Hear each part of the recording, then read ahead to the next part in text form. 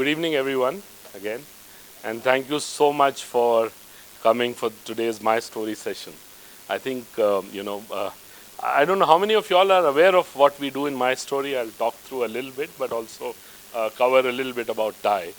So my story largely covers the journey of an entrepreneur. That's the key part of my story. And it's one of the most important properties of TiE, which has been there for many, many years. And we've been. I think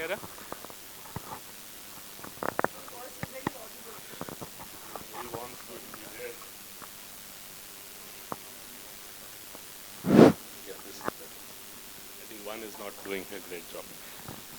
So it's been there for many years, and we've been doing this My Story in Pune since TiE started in 2007.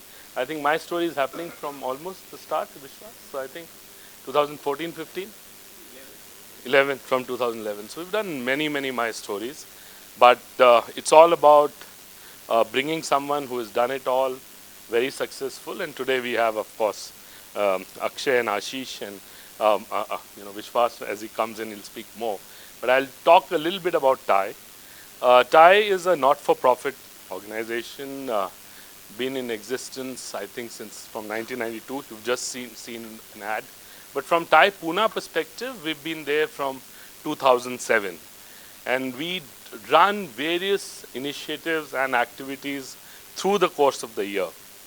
And some of them are, I think, how many of you all attended TiECon? I'm not sure, but yes, TiECon is one of them. Very, very important property and very successful property. But we do many things, through the course of the year. And as I said, one of them is My Story session, which you are here for.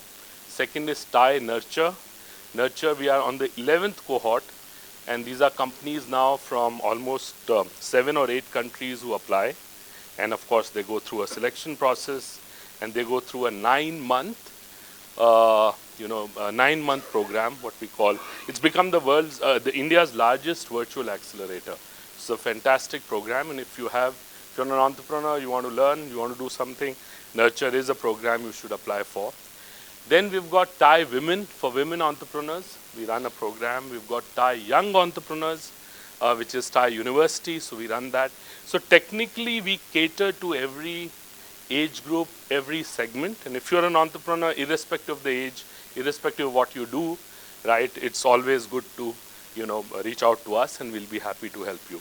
In a year, I think we touch upon close to 4,500 entrepreneurs who come, benefit from us in some form or the other. There are 432 members, and there are close to 80 charter members. Charter members are the ones who are some of us here. We are all about giving back, and most members who come in again, contribute. So, you're welcome to be our members, but even if you don't decide to be a member, there are programs that we run through the course of the year. Don't miss the opportunity. Do reach out to us and be here, and we'll be happy to assist. So that's a little bit about what we do in TiE Pune.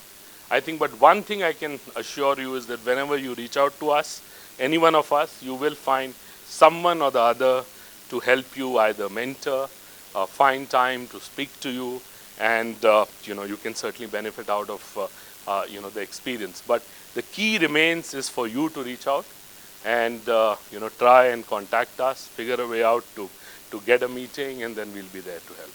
But I think the message all throughout is we are not for profit. We don't run any of our programs to make money. Either we are cash flow neutral, or we try and do things which are just to support the entrepreneurial ecosystem across Maharashtra. I think the other part, today's My Story, we have Akshay and Ashish. I think both of them are here. So yes, they are there. They were part of TiE Nurture.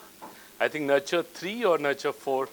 Nurture 4, and you'll hear more. But yes, one of the most successful fintech player now, I would say, in the country. One of the best, personally, someone I know, and I think one of the finest fintech companies in the country, and they are a fantastic story. So, it is unicorn now, or it's getting close to unicorn.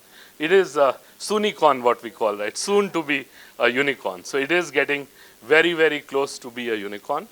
and they've been kind enough to find time and be here. But yes, I must tell you that whenever we reach out to them, they always find time. But they're also charter members, and they mentor, they help, they assist, and they give back. Of course, the one who will be running my story is none other than Vishwas Mahajan.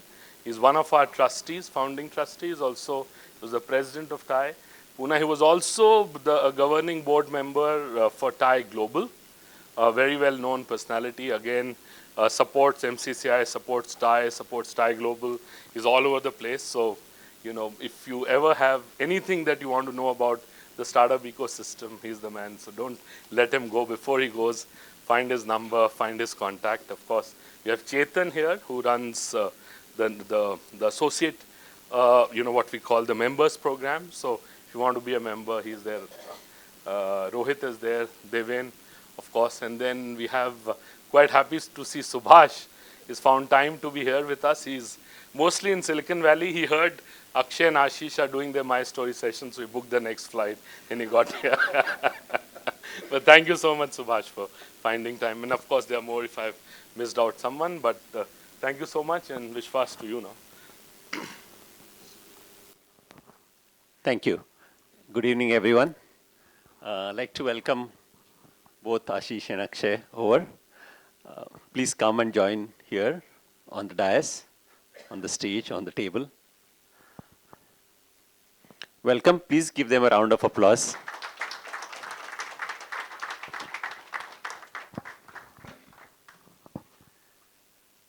So welcome here, and we're all really very eager to see and hear your story. It's a small group, so we'll try and keep it quite interactive. Before we get started, his office shared with me a small video that talks about the key milestones in their journey over the last 7 years. I would ask you to pay close attention to the video because there are some very, very interesting numbers that quickly pop out and they keep rolling. I'd ask you to just pay attention to the video for some time. This video will actually give you a bird's eye view of what we will hear and dive deeper into in the next about 45 minutes or so. Is that okay? Are we ready to run the video? Okay, here you go.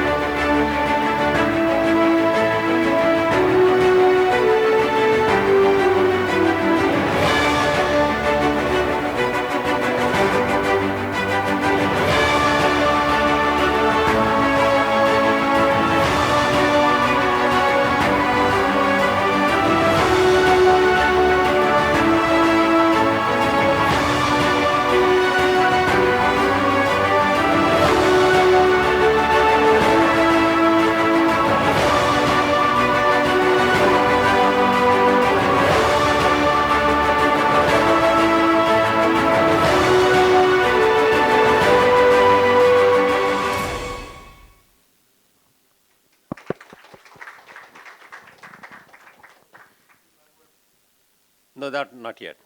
Not yet. So isn't that an awesome journey? But you know what? The pace at which this has happened, and that the last date stamp that you saw was 2022. So I want to ask Akshay and Ashish where they are now, because I'm sure that's going to be significantly more than what you just saw on the last slide. So I want them to talk about what their business is now, where have they reached, what are they doing today, how they describe themselves today. So if you can just give us a sense of where you are today.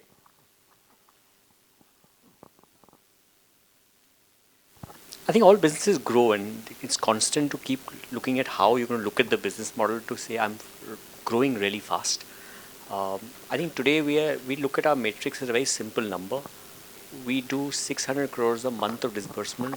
We're able to generate close to 60 crores of revenue to ourselves, and today we're generating close to $1 million a month profit. Right? So that's the number that we're chasing. Our attempt, how do we add a 1 in front of each of these numbers? How does 600 become 700? How 60 becomes 70?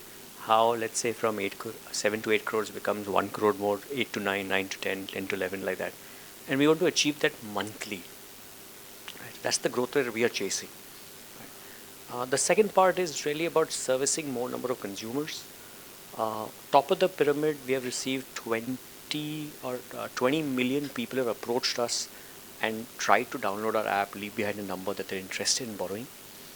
We have done 4 million loans to almost 1 million people. Right? We have seen many of our customers take multiple loans with us. Right? And our ability to keep these consumers for longer term keeps going up. If you notice, in 2016-17, we said we opened up more than 2 cities. They were like a few metro cities. Now we're in 200 cities. Right? And we run full end-to-end business. Remember, this is not a business that you give loans, you have to get the money back. That means collections also has to be built, infrastructure has to be built across the country. And we are now able to run business with 600 people across the country, able to do a 600 crore monthly. And I think if we do a good job, maybe in 6 more months, we can touch 1,000 crores a month. Right? So that's substantial amount of volume, velocity of business happening each month. Would it be right to say that in the space that you operate in, you would be the largest player? Do you describe yourself that way? And how do you benchmark yourself against the current competition? So our market is very interesting. It's not a winner's take all. So when we started in 2015, I think can you hold it? There were almost close to 50 fintech players. And over the last 5 years after that, there might be another 50, 60 might have come into the same space.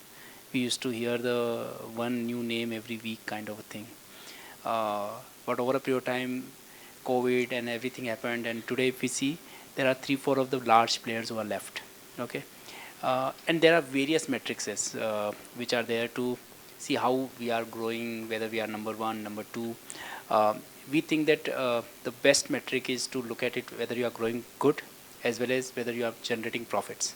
If we put them together, we might be the best company in the country. Like when you said, we said whether we are unicorns, unicorn, internally we say we are proficons. No, we are here for making profits, and that's one of the very key metric for the businesses. So yeah, that remains our mantra. That remains our mantra for saying that how do you really grow while ensuring while you are growing, you are not doing mindlessly. You are building a company which is very, very customer centric. You are building a company where product makes sense.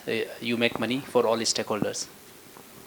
Awesome. Yeah, we did talk about profit cons, and today we always hear, especially in the software and SaaS world, that if it's a unicorn or any con, the profitability is always a question, right? I mean, you are losing a lot more money than you are earning in revenues, and which is quite good that you are focusing on the profitability while you are growing at that pace.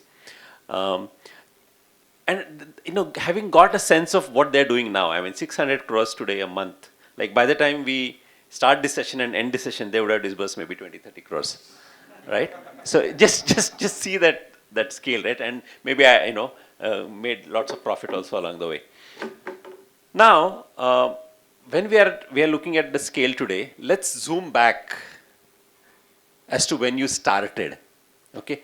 And I'm saying I'm not going back to the time prior to your starting. I'm just saying when you started, what was your thesis? What was the problem you're trying to solve? And why did you think that you are the people to do this? I think when we started off, all entrepreneurs come up with a business plan. We wrote a 2-page presentation. We sat down on Thursday. By the time it became Friday, we decided that 2-3 more people want to get along. Saturday, we said it looks like a presentation. Sunday, we met our first investor. He transferred us money also. Right. So we said, yeah, this we thought key is brilliant. Right. It is something we can do. If you look at that first presentation, I was really trying to say people on month ends can't party. You want to give them loans for that. Right. Later on, we realized that you can't be that frivolous. Let's call it a little better. Let's call it early salary. So people get their salary early to have a little better month end. Okay. So the concept was as simple as that. Of course, it took a lot of deliberation, a lot of testing, a lot of ways of building the product out to realize that fundamentally it's a loan. There are two parts of the business, and that's where the two of us really complement each other. You'll see most of the time I talk about very consumer-facing words, talk about why people love us. Right. Ashish talked about a very important point that money comes back and profit has to be achieved. Right. So the two elements of our business are complementary. It's very easy to get lots of people who want money. End of the day, you have to get the money back. It's only the interest income which allows you to run the company. While we did change products, we did improve on many of the things. But one thing which remained, that what pain point we saw at the first instance, now we put it a much better tagline saying that we are here to build a financial ecosystem for mid-income aspiring individuals. That is exactly why we started for. The product evolved, but the pain point, what we solved, was same what we started with. So this statement has remained constant over. So statement changed based on the flavor and based on more understanding which we had. But underlying theme remained same, that who is my customer remained same. We just continue to solve problem for them. Because you need to know the customer whom you are solving. Otherwise, we'll go and solve the problem statement for the customer who is HDFC Bank customer. Then I'm not solving for him. I'll create best in class, but I'll still not solve for it. So that piece of finding the problem statement remained very, very core even today. And we think that even next 5-7 years, it will remain the same. So aspiring middle income consumer. And each word is now, means of course now. Yeah, I just wanted you to get deeper. Now we are much more sophisticated involved. So we chose each word very, very carefully. Like aspiring, so it came कि हम फटा customer को fund नहीं करेंगे. We are looking for aspiring individuals. So not earlier there was a word salaried. We dropped the salaried word, made it individuals. So each word has been chosen very, very carefully as we build the journey. Yeah, I mean it is the holy grail of finding your ideal customer profile and growing with it, right? I mean that's how every business should actually ask themselves every word that they put in their ideal customer profile. Does it match their offering, and is it growing? Is it creating a better, larger market for them to target? Excellent. Thank you for sharing that. So the thing that I wanted to ask you is, over this last 7 years, and we saw some key milestones that came up on the slides, but I want you to kind of trace back as to how evolution from one to the other happened, and how what did you, I mean, few people got together. How did you change your organization from what it was when you started, and how it grew to become what it is today? I think let's look at the first part. We always said that we want to have the best-in-class talent to solve a problem, right? And that remained the core of the company. We always over-invested in very sharp people. We invested in people who can help us take the business to next level, right? And we said that this is not a business for today only. You need the customer that we attract, let's say is 24, 26 years old. We will make money over time from him. Right? Which means that we have to understand him really well, and we have to grow with him as he grows. He may start off with a 30,000 rupee salary, but in 3 years he's going to be earning 60,000 rupees. How we will service every requirement of his was a single point agenda, which meant everyone had the common objective, everyone had the common path to grow the company. Right? Even if you look at today, we said for us, we love the customer coming in, but we will die for the customer who remains our customer, right? And everything in the company is really about not a single person owning a line function. Like most of the time, customer retention becomes a retention team's job. It's actually the company's objective to retain the customer, right? Which means everyone works on a single objective. We all know how business works, and then we go and say, listen, I'm getting a huge volume of my customers. How am I going to retain that? And that becomes the center pillar. As that becomes the pillar, you keep building a larger company. So do you track like how many times a customer comes back and takes loan from you again? What has been your cost of acquiring the customer first time, and how that has kind of spread out over its lifetime? So in businesses like ours, you measure everything, right? In most cases, you measure the traditional unit economics model. What is the CAC? What is the LTV, right? But here it's not about the customer borrowing from you. It's also customer, is he borrowing from someone else? Are you losing share of wallet, right? Can you build out a capability to deploy more money against the same customer? See, typically if I look at, if a person earns 40,000 rupees, you don't want him to spend more than 8,000 rupees giving an EMI, correct? Now it's up to you. You want to give 40,000 rupees for 6 months, or you want to give 80,000 rupees for 1 year, or you want to give 1.6 lakh rupees for 2 years, right? What our job is to make sure that I'm able to deploy more money on the same customer over time, that he's able to pay me. He's not in financial burden because I gave him something more. At the same time, he appreciates the money that I'm giving him. We are definitely better than let's say 40% cheaper than the banking product, let's say a credit card. We are 70% cheaper than the nearest competition who try to compete with us. We see 88% customers, every time they close the product, they again come back and borrow. And this is where there's no one trying to sell you a product, right? I'm sure you have gone and taken up a banking product and you're hounded by someone trying to sell you a credit card, a personal or home loan, something else, right? Imagine a company who does not call any customer. It's a pull. How do you generate pull? How do you generate customers liking you over time? These are the elements that if you put your business effort on, businesses get built for longevity, right? And we believe this business is built for longevity.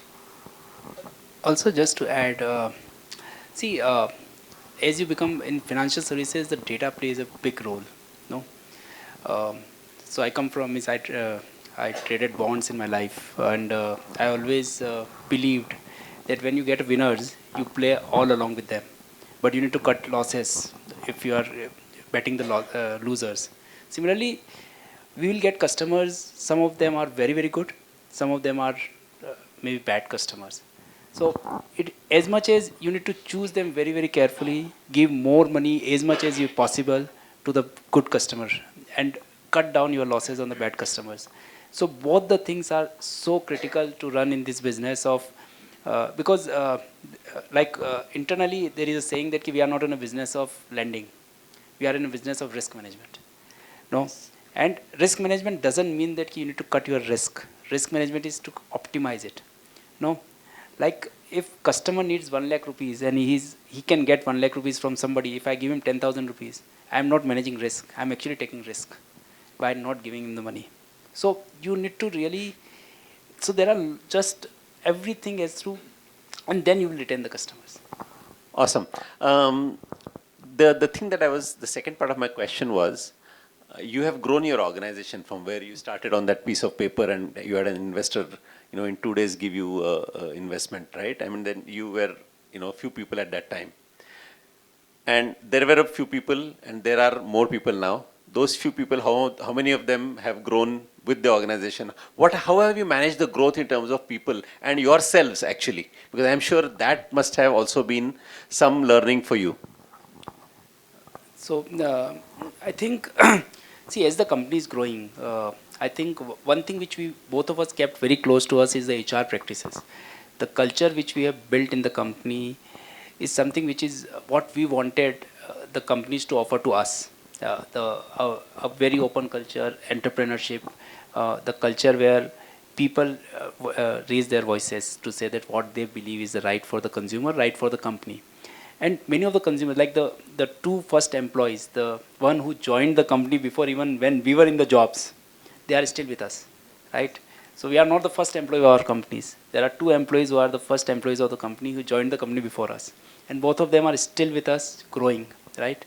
And as we keep on developing the company, we also realized that people need to change. Like the people, like a person who joined me with a 15-year experience in the first year, I still remember my head of collection going from office to Hinjewadi to make the first collection himself.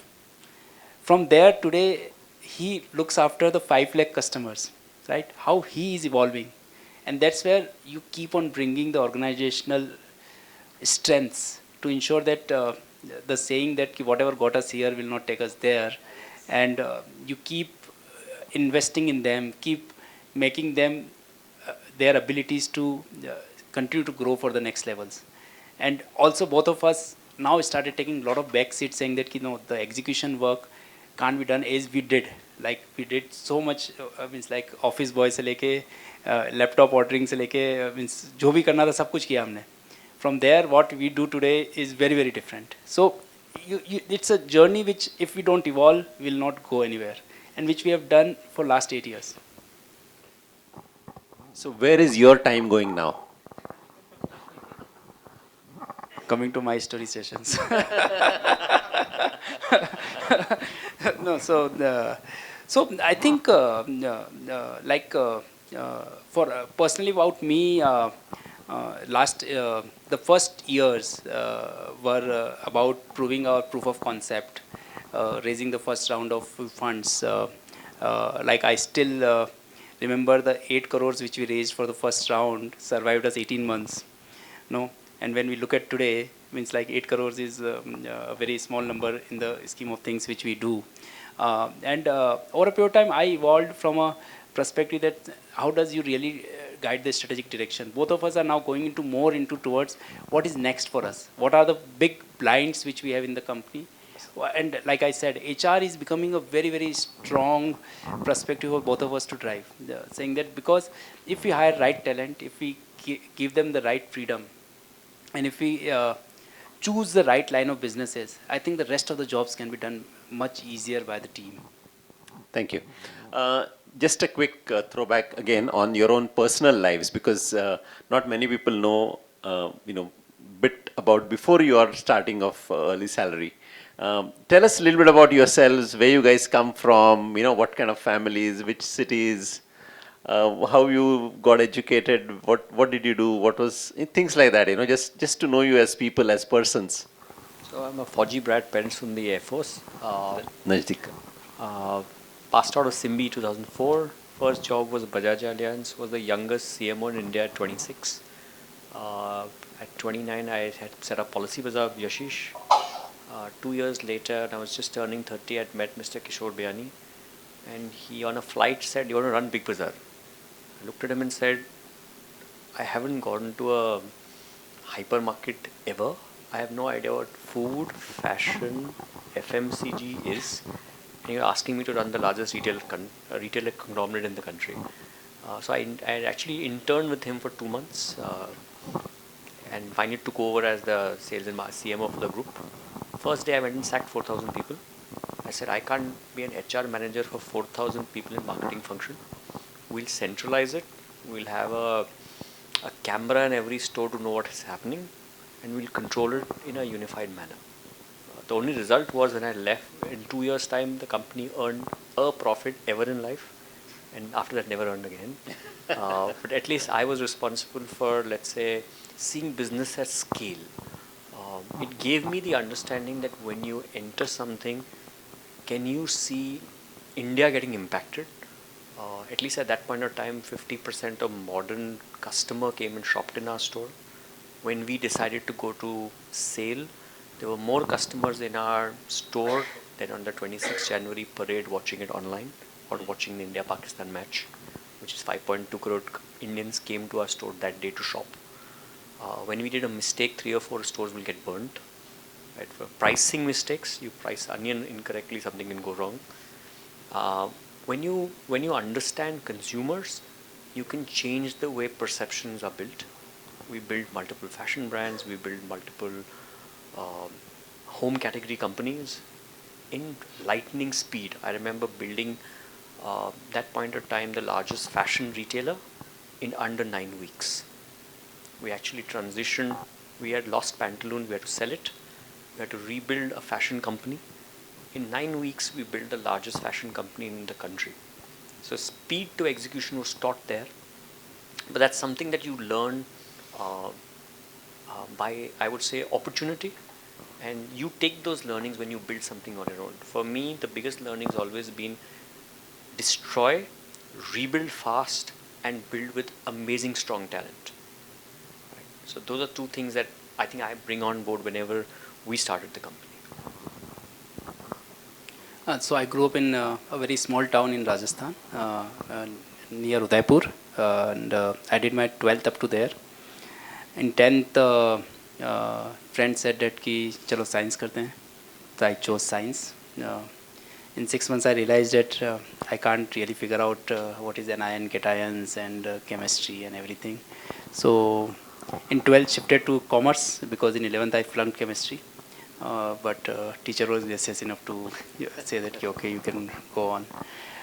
Then I did my CA from Pune. So I came after 12th to Pune. So I spent more time in Pune than I've spent in my hometown.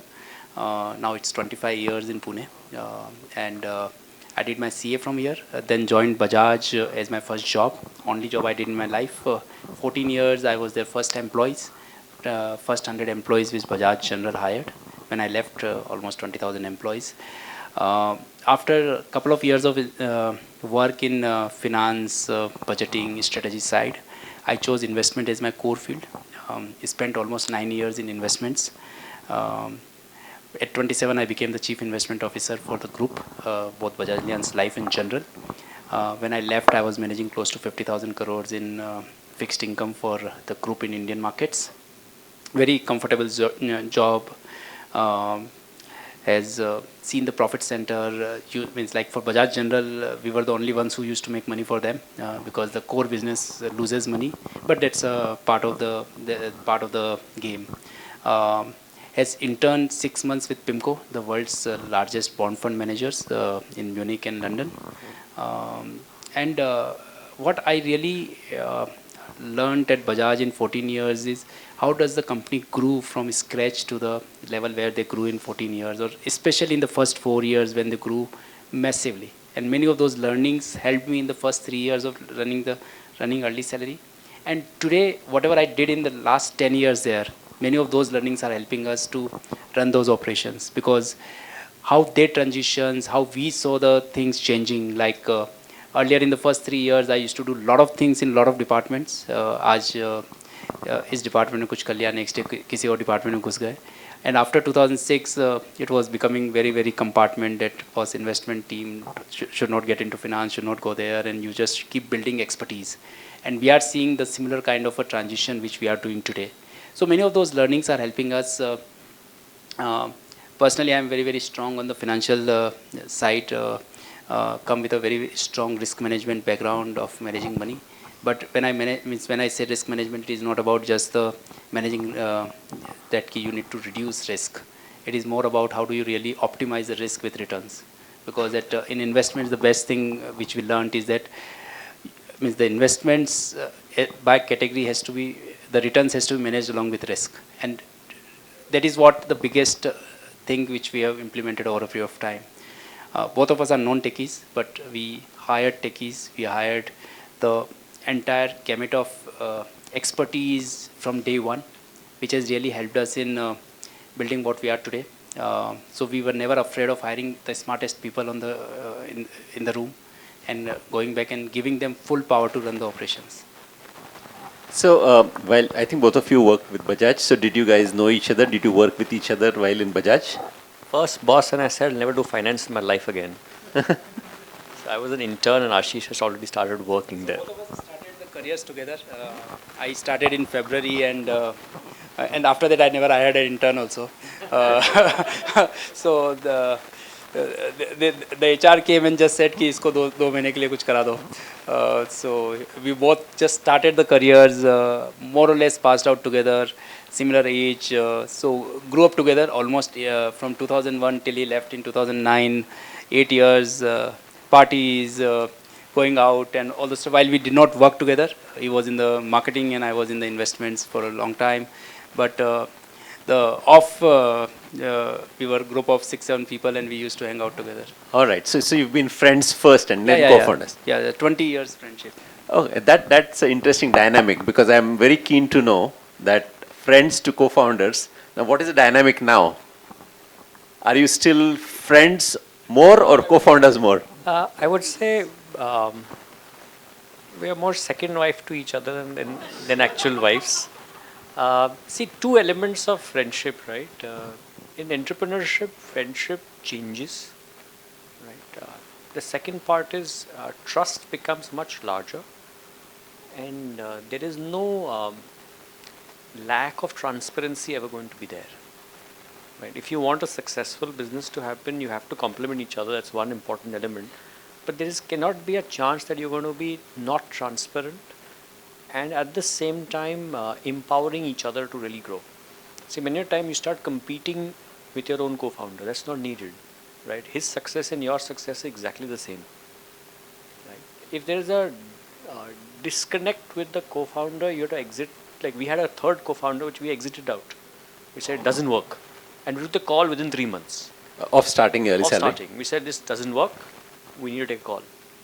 Right? And it was not even that we took a minute to say yes or no. We said done. So the third co-founder decided that he doesn't want to be with you anymore. Is that both ways? Okay, let's keep it like that. Okay, cool, guys. I promise that this has got to be. Because this is, I think as an entrepreneurs, many of us generally have co-founders or maybe solo founders, and many a times when we mentor companies, we get this question that how do you really manage co-founders and how do you really work? One thing which is there is trust is the biggest thing, and over a period of time, what I really figured out that how do you really communicate and how do you really create your equations. So I'll give you a story. Like I come from a typical Marwadi family from Rajasthan, and one thing which is very, very clear in many of these places that partnerships never work. And there are optim examples. Yesterday I was chatting with one of my friend in Bombay, which I chanced met. We were just ended up chatting up that partnerships don't work. So those learnings were always with us saying that why it didn't work. And the biggest thing why it didn't work is the trust and the transparency. No? So how do you really create that peace between both of you is the most critical piece why the co-founders will be the co-founders is needed. And the biggest thing is that you need a co-founder, because in your journey there will be lots of lows which only you know, lots of up which everybody knows. No, so those lows most of the times either me or Akshay, one of us will be only down. The other guy invariably will pick up the baton and take the company ahead. Like there were times when the funding rounds didn't happen, we were looking for money, like we were TiE bankrupt. This company has not been built on a success. We were at the stage where we were just had a 1 month of cash flows in the bank, right? So that's why the co-founders are very, very critical to hold you on that day. There is nobody else you can talk, not to the family, not to your friends, because they will not understand. Only person you can talk is your co-founder.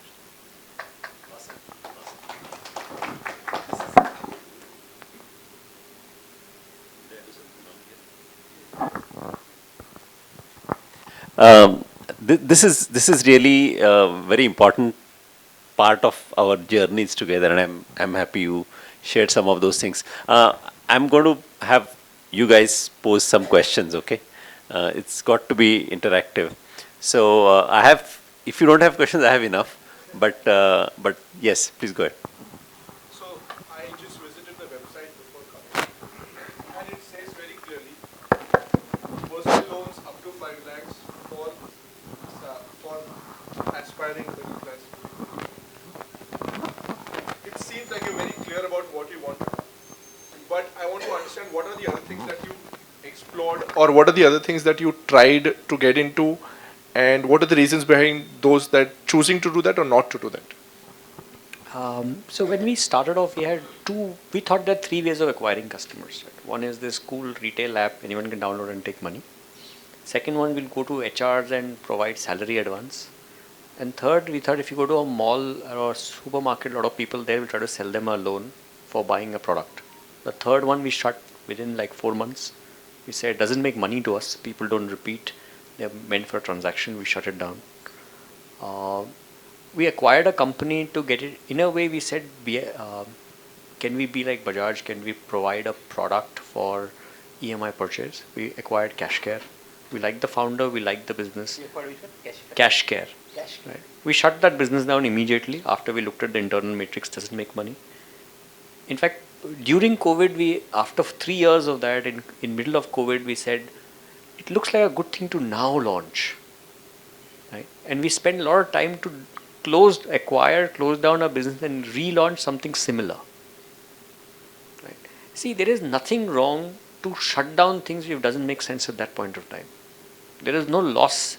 If you need to cut something, take the call fast. I think one part I'll always give Ashish the biggest appreciation. Because of his deep understanding of understanding numbers, he can help come back so fast and say, nahi chal raha.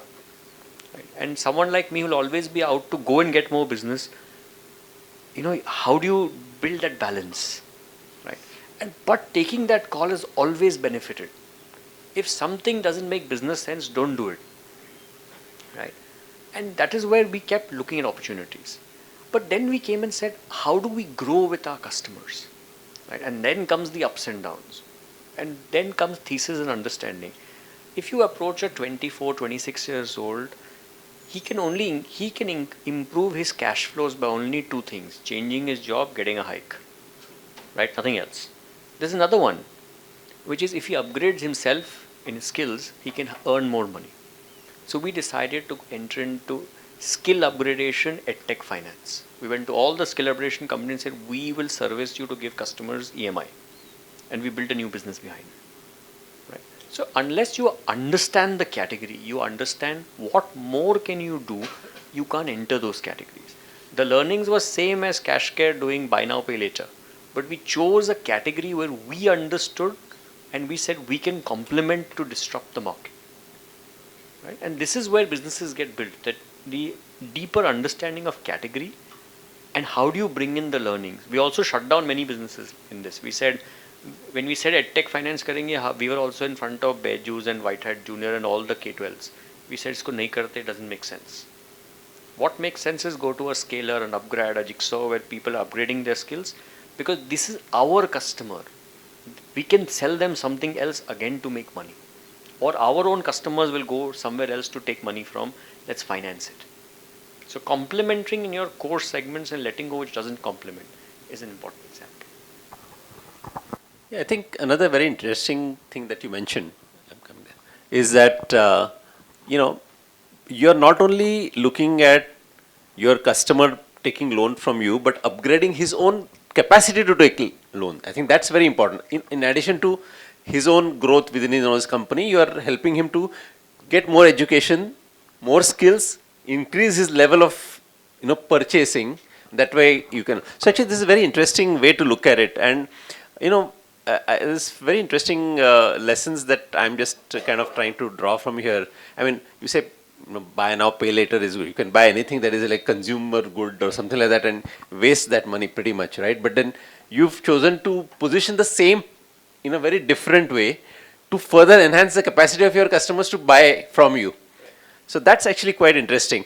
I really like, and this is something that I think all of us must keep in mind. How do I enable my customers to be more empowered to buy my product even more?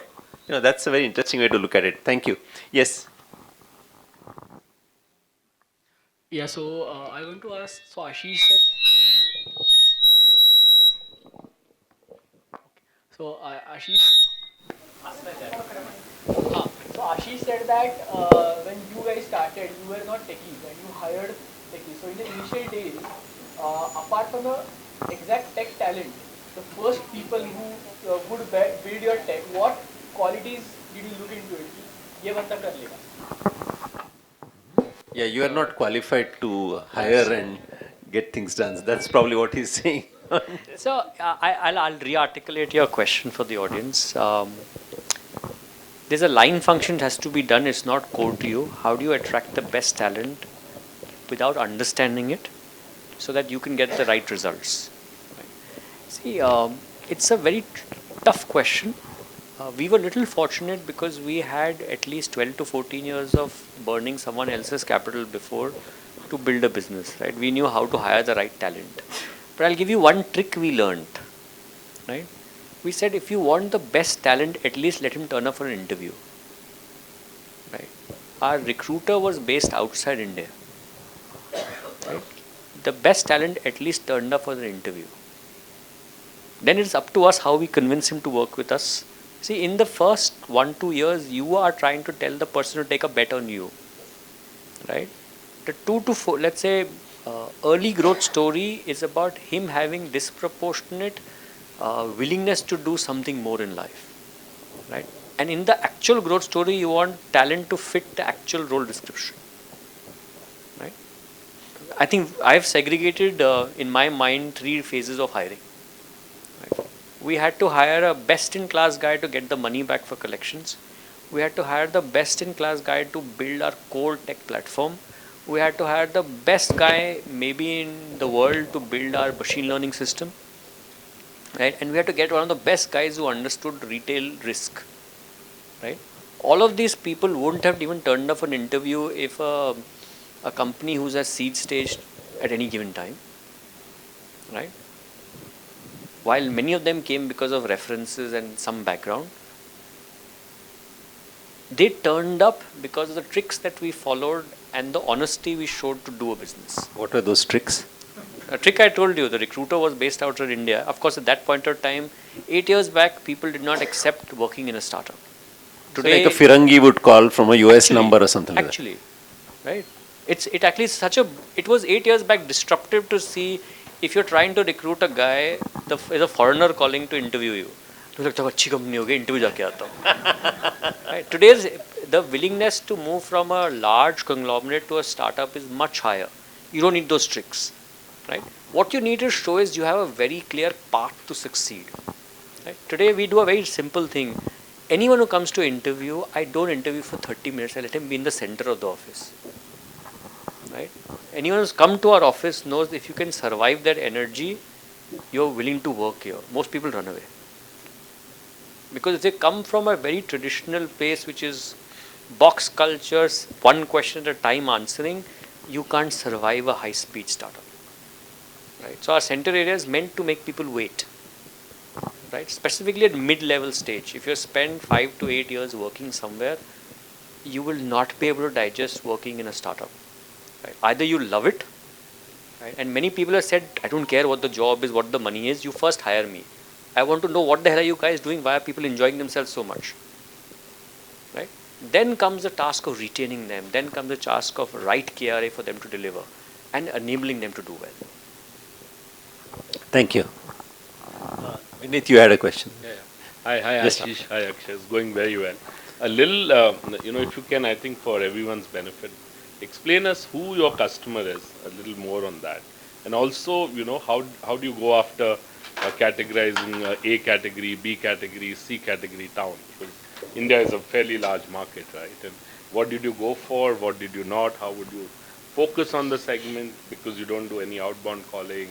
You're largely an app-driven, fintech. So I think trying to explain who your customer is going to be. So in very simple sense, we actually tell a customer is people who earn between, let's say, 20 to 40,000 rupees are going to be young.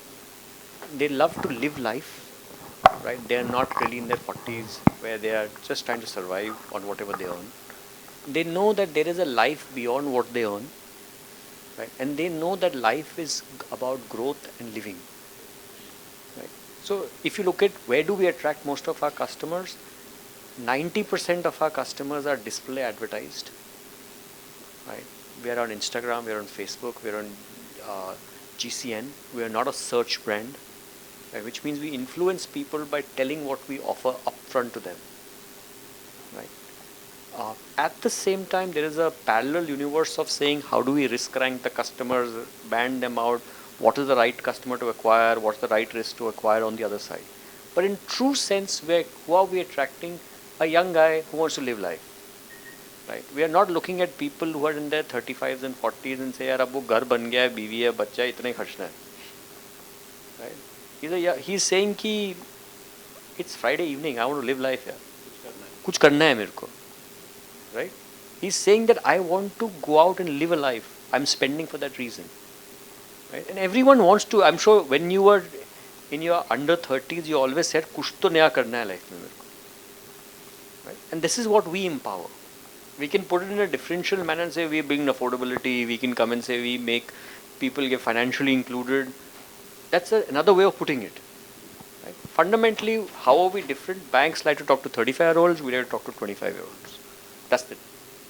And from a reach perspective, right, I think that, your answer was excellent. In fact, most times, most startups fail to define who their customer is. So thank you so much. But second part is from reach, right? Is it largely metros, non-metros, smaller towns, or it doesn't matter? Have you had some experience over the years where things this is have our worked struggle. out well?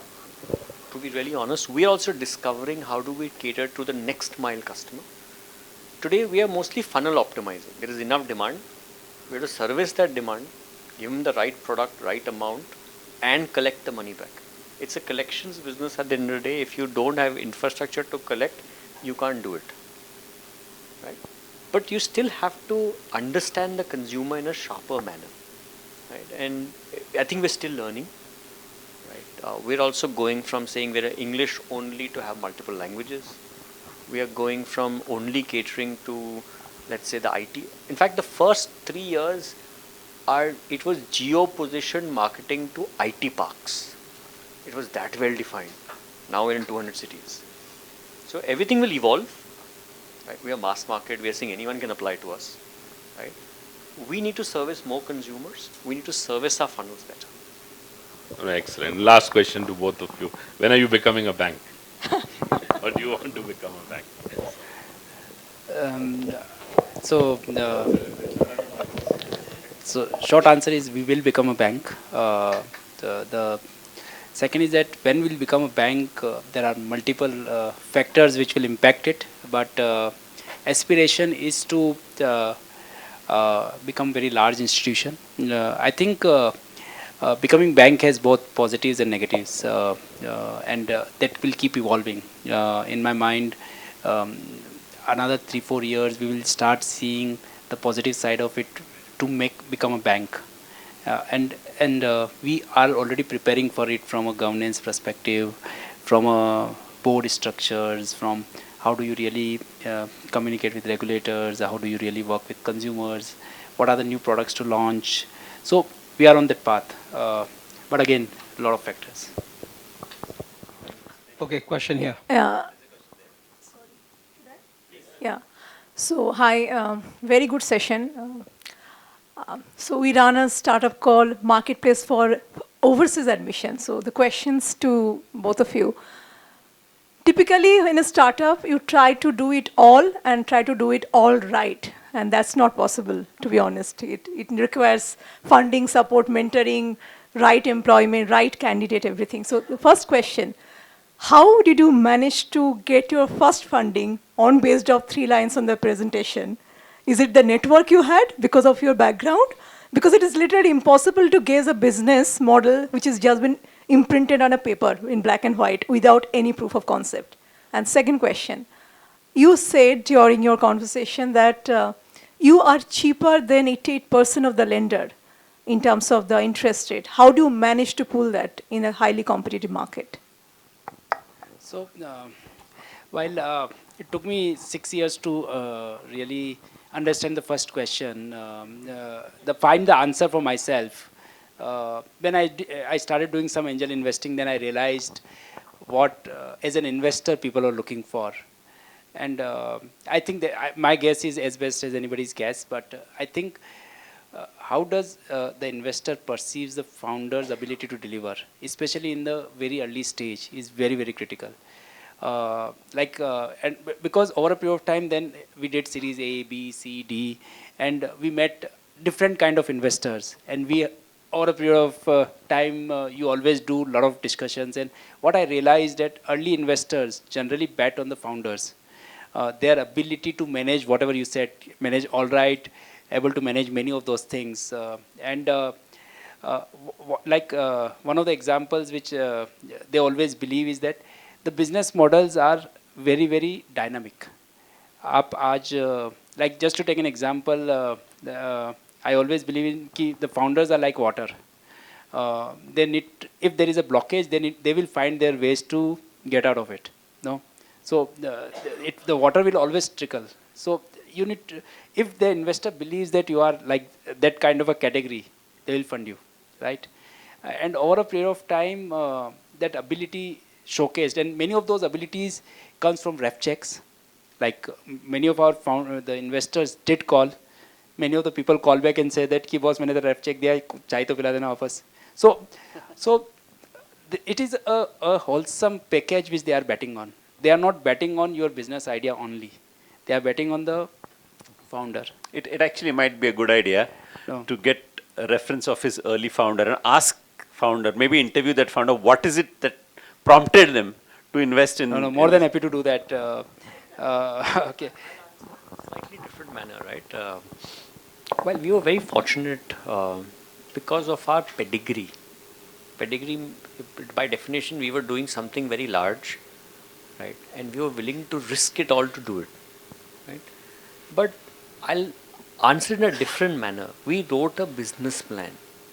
Right? We thought through many things very fast, and we demonstrated execution to perfection. 4th of October 2015, I moved to Pune, and we've put up our first 5-seater office. On 23rd of Feb, which is 96 days later, we launched early salary mobile app. We transferred the license. We started lending. Right? It's unheard in whatever definition or tech development you come and talk in 96 days to put a product in the market. We were operational live.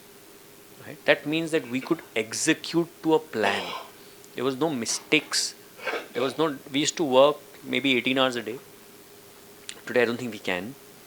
Right? We used to actually have a 3 o'clock in the morning huddle every day with the entire 60-member team. We could hire 60 people within that time period and deliver a lending operations product which people said impossible. People said 2 साल लगेंगे आपको. We said 2 साल का पैसा ही नहीं है. This money has to be used for lending, not for paying people salaries. So faster you put the product out, the faster you can learn. Correct? So that is what. Can you implement what you're talking about? And people who invest into you look at that implementation skill. Subhash, you had something? Yeah. So my question is about basically it's very clear that you understand the customer profile and market validation in this case, your previous knowledge, and of course the record after that. So it would seem to me that this kind of profile and market probably is applicable outside of India too. So would you have any thoughts of going international? And if you did, how would you go about making sure that you're taking the right step? You need in life distraction. It's a very important question, right? You are in the single largest populated country, right?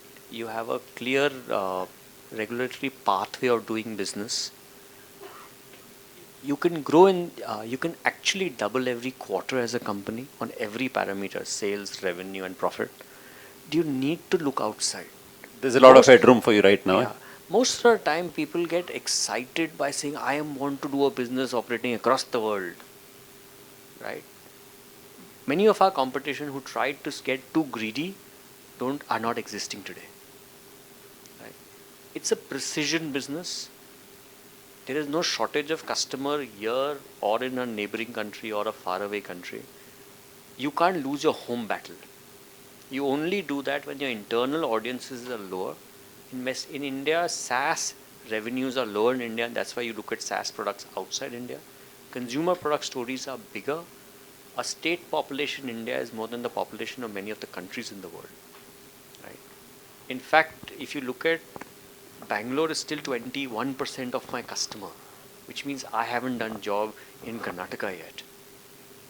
Right? So I need to do a much bigger job on what I'm doing. And there is no shortage of consumer. If you do a brilliant job in India, you can always go to the next market and do it. But पहले यहाँ तो बड़ा बनो. Also in my mind, most of the time, that this distraction is caused to showcase that there is an action happening. We are just going to Vietnam because we are not able to execute in India, so we will able to execute in Vietnam. And most many of our competition did that, and it just doesn't work. Unless we become very large in India, we are means 100 folds of what we are today. Means I think there is a demand to grow 100x in India itself. And second most critical, like if you see in good times, most of us go global, and then we trace back all those and come back to India, and then we close half of India also. So you need to be very, very careful why you want to do that. Like Akshay said, in SaaS, in many of the business it makes sense, but we think that in businesses which are very, very regulated, which are very, very touchy by the government, by the regulators, you need to be very, very sure why you want to enter those markets. And India is a massive market, massive, and the story just started. Means next 10, 20, 30 years belongs to us. 25 years middle class IT.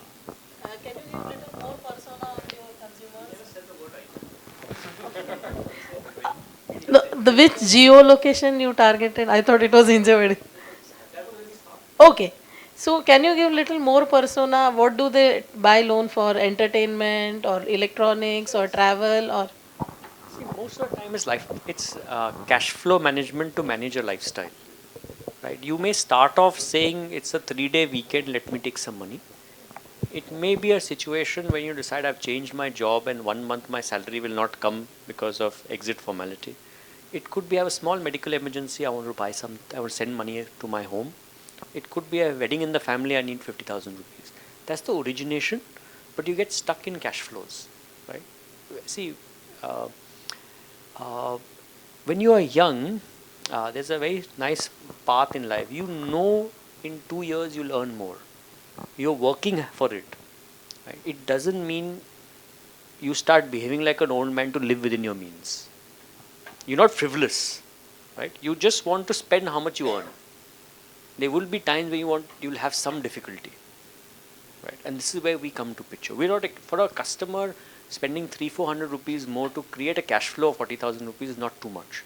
That's what we cost in a way, right? But it gives him the confidence to go and enjoy life a little bit more, go do things that he wants, go and take his upgradation, go and pay for a better insurance policy, go and take a weekend holiday. Things like those is what people do for. Yes? Yeah, so from first day it is a like success only, or in the complete duration have you faced some challenges or problems? Ashish did mention we were broke 3 times. We only had 2 times, right? It's not been easy, right? So it's not, see, you will have lots and ups and downs. I remember a time that we met 128 VC funds in the country. We knew everyone. Getting 128 no's, and we had 34 IC meetings. We started wondering, हमें क्या problem है हमारे साथ? Do people don't like us? And if I'm sure many of your early stage businesses, you will wait for an IC meeting. IC meeting is leaving the security guard and the venture fund सब बैठने. And हमारे case में तो we had a 2-day IC with a fund. First day started discussing who's coming on the board. Second day didn't even see our shakal in the evening, just walked out. They went and invested in our competition. After 6 months came and said, do you want it for free, the competition? Right? So we've seen all those ups and downs.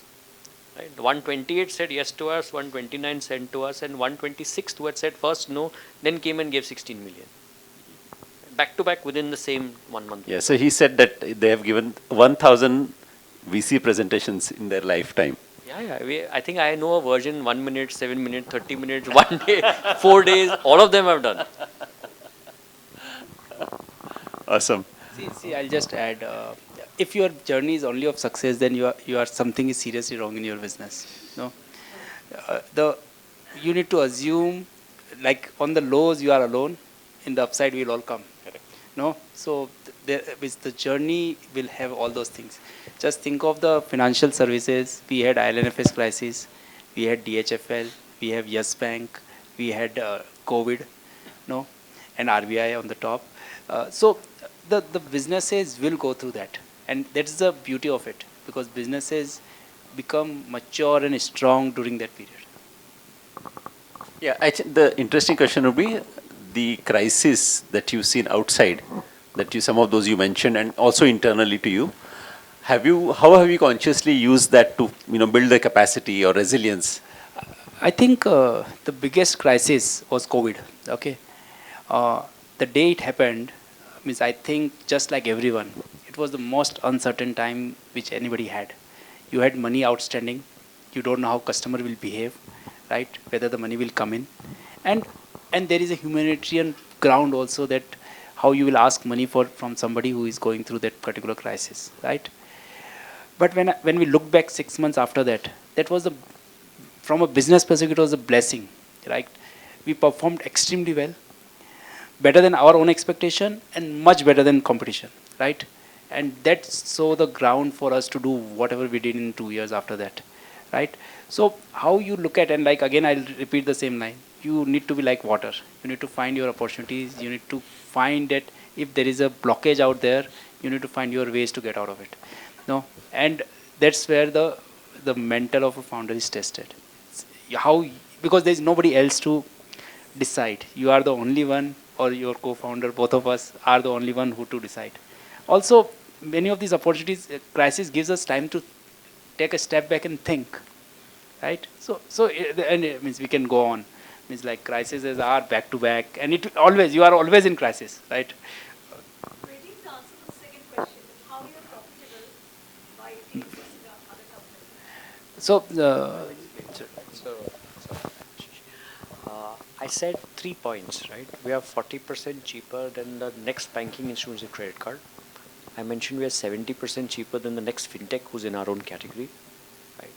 The third point I said 88% time whenever you close the loan, you come and repeat again, right? The 88 is unheard figure in financial services, right? It's you're actually telling a customer, you used me, you paid your loan, you come back and reborrow.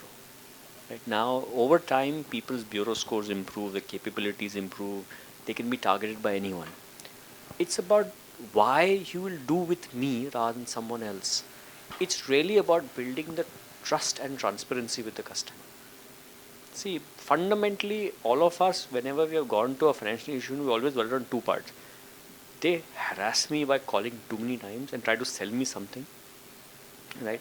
And they are mostly trying to push something which I don't want. By design, right? You go to a bank to open a savings account, he wants to sell you a life insurance. You come and put an FD, he'll say, nahi, aap mutual fund mein dalo. You come and do anything, he wants to make his income more than what you want to do, right? We said, आपको जितना चाहिए, जितने दिन तक चाहिए, उतना ही borrow करो. How do you manage to become cheaper when the rate of interest of borrowing is the same? Yes, now this is a very good question. So 2 parts is very smart marketing, right? And how you want to get compared. You can never compete with an HDFC bank or an ICICI bank at 12% personal loan, right? We are lending at 30%. Right? So smartness is who do you compare with? You compare with the credit card, which is far more expensive. The second part is you don't try to get greedy, try to push 5 lakh rupees to the same customer, right? Because your OPEX cost demands 5,000 rupees as OPEX cost, you will push 5 lakh rupees. You bring your efficiencies down. We can give a customer money in under $6. Our entire company OPEX, including processing costs, including cost of bureau, cost of 1 in 5 customers borrowing, office infrastructure, सब मिला के हमारा 300 रुपए से कम होता है. Right? That is why when you come to me, I give you 30,000 rupees, I'll still break even. Versus someone has to push 5 lakh rupees to break even. And that's why I can give you smaller money. So it's how you look at your model, how you educate people about your comparison. Awesome. Guys, I'm just doing a time check. It's more than an hour that we are talking, and we started a bit late. So can we borrow another 5-10 minutes and then we'll close at 7:30? Is that okay? Is that okay with you guys? Okay. Yeah, please go ahead.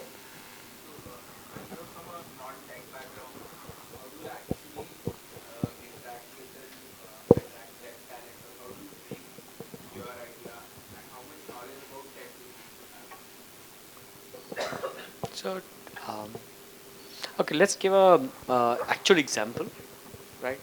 First is you have to learn how to speak the language. Right? You can't talk without understanding what the right way of reviewing a tech person is. The second example, you can't read the code, but you can hire a damn good guy to read your code. Right? So I'll give an example how uh, on the eve of us starting the company, the 5th of October, one day is done. We still don't have a tech head. We have a senior tech person who's joined on board.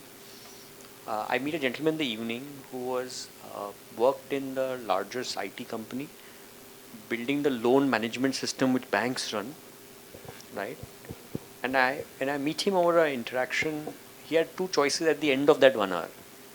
Either he can go back to his old employer and work his whole life in that large IT company, or he can come and join us.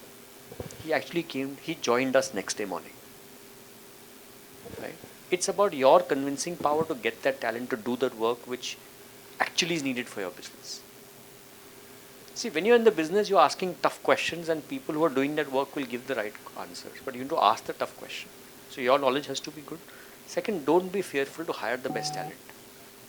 They don't need all the questions to be answered. You have to show what you need as outcome. They'll build it for you. Lot of you spoke about the customer acquisition operations and all, but as you said in the beginning also, it's a business of collection. So you just now said that 300 rupees is the total cost of managing that particular part of portfolio. So how do you manage that collection also? Because it is the toughest task I can say in the So, financial industry. very good question, right? So maybe we'll give a small highlight to it. Any given month, there are 5 lakh people who are borrowing today. Right? Let's say 14% don't pay on time, which is around 70,000 people will say, I'm not paid. Someone has to make a phone call, say, aap pay karte ho gaya. Now, there are two ways of running this business. Either you hire 700 people who will make that phone call, we are 600 people only, right? Or you build intelligence to say who needs the hard call, who is okay with an IVR, can we build NLP, that when we hear him, we'll say dega ki nahi dega, and how do you build scorecards to figure out will he pay in 2 days, 3 days or 5 days without even a phone call. So today we do the same work in maybe 150 people, which needs 700 people. That's the efficiency. Because we decided to invest in technology to solve a problem rather than humans. When business was small, we were building technologies. As business scaled in, technology supported us. That's how the differentiator comes. The amount of tech that we now trying to build on top should be considered rocket science, because we are now competing with even more tougher things to do. That's why I mentioned words like NLP, etc. No one ever thought there will be NLP for collections, but we still use it. So this is where intelligence comes in. Just to add, I think while we keep saying that our business is of collection, but we use word risk management, right? So collection is a big hygiene for us. It is something which you need to do, and you will keep on improving to collect better, faster. But at the time of giving money only, you need to choose whom you to give money. So risk management doesn't start after the customer bounces. Risk management starts when you give money to him. So the collection is a starting point also. It's not an end point that I need to collect after that. So any businesses is a puzzle in itself. You need to solve the entire puzzle. If you are trying to solve each department on a separate basis, you will not get the right answers, right? Excellent point. Selection the right person. But when a company grows big, that time it is very difficult to maintain that. No, so that's a choice. That's a choice. I don't think that's a it's a on and off question that you can't choose the good customers. You will get bad customers in the growth phase. I think if you choose to build your business models on bad practices, you will get bad customers. If you build on a right practices, you will get the right set of customers. India is a 1.4 billion. We are going to cross China next year. No, no. No, it's 1.38, so 1.4. Acha, no, so we are, means like at least it says that we are going to cross China next year. So it's a big market. If we can't choose, then it's I think then business models has to be relooked at it. Yeah, no, I think that's a very, very important piece, you know. A big takeaway is, and we talked about it a little earlier during our conversation, the execution rigor and the focus on the core principles, and that's what came across. I don't know if you have enough time to, I mean, we probably need to do another session because, you know, maybe, I know, that's up to them. But you know, personally, I mean, a lot of questions came in. There are more questions coming in. I had more questions myself, and as I said, I could have continued another 45 minutes. But I think we all got the drift, right? I think there are some fundamental takeaways in this conversation, and I think 7-year organization doesn't grow to this size, you know, by luck or by accident, right? I mean, there are several nuggets that we picked up, and there are a lot more to do, I'm sure. I'm just cognizant of the fact that we bargained for time until 7 o'clock from everyone. It's going to be 7:30. Just last, I was going to say that. Last couple of questions and we'll close, if it's okay. And we can, if we want, and if our president allows, we can do another session after a few months. And we can do a panel. There are several things we can, you know, slice it, dice it. Because I think there are some very interesting and important learnings that we are, you know, we're hearing as we go along, right? Okay, so just last 2 questions and then we'll close. Hello. So who speaks the loudest?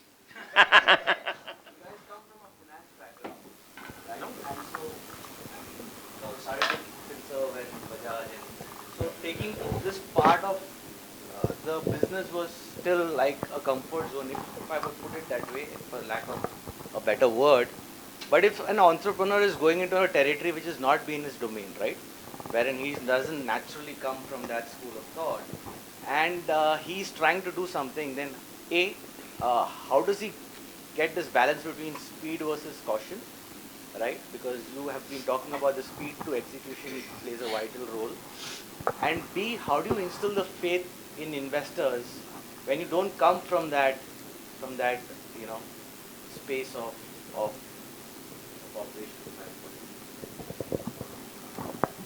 First, never done banking, never done lending. Right? I lent 200 crores single check. He gave money never to. Right? Not a single record.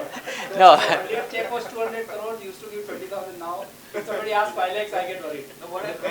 So, very good question, right? The question is different. The question is when you don't come from that line function business and you're trying to do something because you feel the category needs to be done, no one else is doing it, and I can build a business behind it. How do you build confidence in the investors that this can be executed? Correct? Ashish said a very nice point, why people chose to invest into us. It was our credibility at the early stage was the first reason.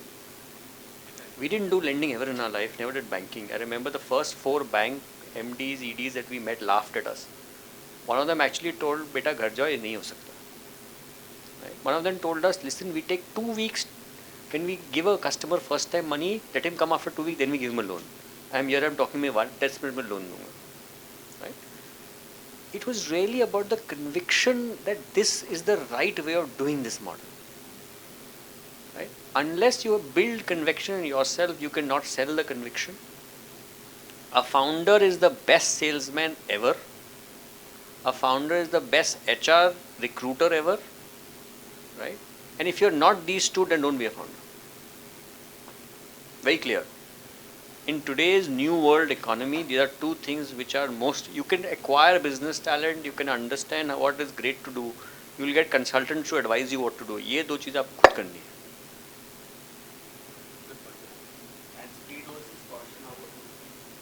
It's a balance. Some businesses need speed, some businesses need caution. If you look at our the counterbalance between the 2 of us was the balance, right? Which is needed. So I'll answer a little different. Just add to what Akshay is saying, not differently. Also, it's a very, we are telling the story of our story now, which is very, very specific to a sector segment, and it has its own risk, right? Whereas there are many businesses where you need to take a call on speed over caution. Especially, let's say, just to take an example, the cab services where Ola and Uber has become, or Flipkart and Amazon, which are network businesses. There the speed will become a 100x critical than caution. Because if you don't build it, somebody else will build it, and the third guy doesn't exist. Right? In my businesses, only guy who exists who go speed but who also know caution. Because speed is definitely taking you down. Right? So it's a very, very critical to look at from your perspective that what is the business which you are building. And that business will decide what are the levers you will take. If you ask anyone else, you are asking wrong person. You need to ask yourself whether it's between speed, between caution, between hiring people, everything. Suno sabki karo apni means it's so just keep that in mind. Sometimes caution is actually very detrimental for businesses.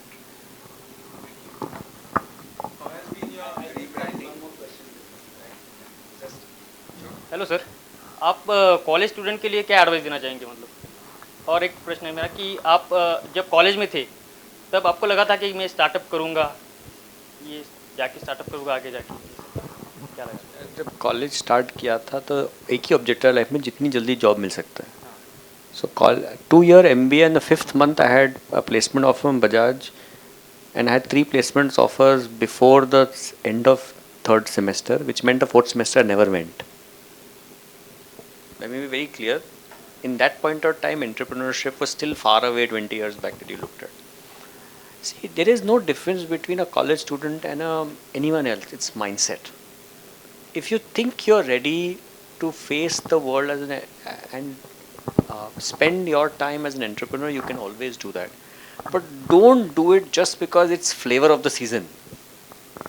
Right? Have you learned enough? Right? In fact, there is a college student who was a founder for 2 years who became our employee, and he met me in one of the forums and he came and joined for a simple reason. यार वो कर तो रहा हूँ, उस समय exciting लग रहा था, क्यों कर रहा हूँ भी पता नहीं. I want to rediscover myself. So I called him a person who came and learned many things with us. He's in a way going to be ready to become an entrepreneur in some more time. But he struggled to put a simple premise. He said it was everyone says startup is startup, we have to do a startup. Right? But don't worry, there's nothing to do with you or anyone else. If you think you're doing something that you're passionate about and willing to spend the next 10 years doing it, do it. But there is no shortcut. The business that we set out to build is a 20-year business. We are not yet built it. It's only been 8 years. It'll take us 12 more years before it's large enough. Right? So remember that if you're building a business, it will take time. Right? It's not because everyone wants to run and do it that you do those businesses. Thank you, sir. Thank you. I think on that note, let's close today. There are several questions actually. I just wanted to mention that TiE runs a program called Nurture, and both Ashish and both of them were part of Nurture 4, and we would have loved to hear about that. Could have been a good testimonial for that as well. But we are really out of time. I think we will hopefully get a chance to talk to this duo, in a few months maybe, and explore things that we couldn't today due to lack of time. And I'm really so happy in a way that we have an audience that is compact and close. If we had 100 people, we would have to, put like a 4-hour session or something like that, I'm guessing. So I'd like to invite Rohit to close the session and shut the lights off so all of us can go. Yeah, just there's a video that we'll play, just one video about how they advertise themselves recently. Now. After the name change. Yes. Because I remember one very interesting story. There was some help required, and I talked to a vendor, and he said, "Who's the client?" I said, "Alris Ali." He said, "Sir, company का नाम बता रहे हो, offer दे रहे हो." So from there to Fibe, I'll just run the video. Hi sir. Hi. How are you? बाबा जल्दी बोल, क्या करना है? मिरर. Yes sir. Simple है. Why? मतलब पैसे वाली why. मतलब loan without asking why. क्या? मतलब मैं किसी भी चीज के लिए लोन ले सकता हूँ? Yes sir. मतलब लिविंग रूम में जकूजी वाली वाइब? Of course sir. मतलब birthday party at mount Everest वाली वाइब? Of course sir. मतलब I can by small country? फिर तो एकदम रॉयल्टी वाली वाइब. सर थोड़ा ज्यादा हो रहा है, but why not? मतलब गेट फाइव, आपके पैसे वाली फाइव। And got it! क्या बात है! चलो pack up. That's a new one. But before we close the session, my favorite last question which I will put. One dirty little secret of your industry which you don't want to get out of the room. Controlled industry. It's a very interesting fact that you see, while we charge money, interest, and at heavy rates to people, we're not actually heavy rates. We're quite rational, right? Why consumers have loved us is because of the transparency and simplicity and the rationality of it. It's a business which is fully regulated, so you can't be cowboys, right? At the same time, there's a business you can grow 4 times a year.